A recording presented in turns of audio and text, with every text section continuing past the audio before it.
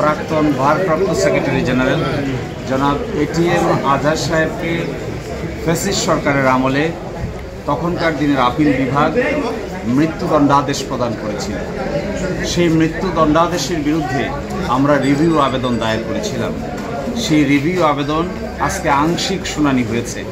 আগামীকালকে সকালবেলা আবার টপ মোস্ট আইটেম হিসেবে শুনানি হবে। আজকে প্রাথমিকভাবে কথোপকথনের এক পর্যায়ে মাননীয় আপিল বিভাগ সন্তুষ্ট হয়ে আমাদের কাছে এডিশনাল গ্রাউন্ড চেয়েছেন, কোন কোন গ্রাউন্ডে রিভিউ করা হবে।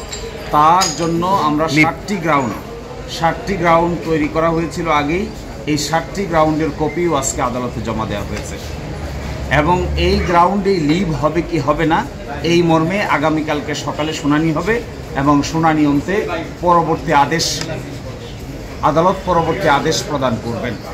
মূলত তৎকালীন আদালত ওনাকে 3টি ঘটনায় মৃত্যুদণ্ডাদেশ দিয়েছিল এবং ওই মামলায় আরেকজন মাননীয় বিচারপতি তখন ভিন্নমত পোষণ করে ওনাকে খালাস দিয়েছিল এবং এই বিষয়গুলো এই রিভিউ আবেদনে উঠে এসেছে।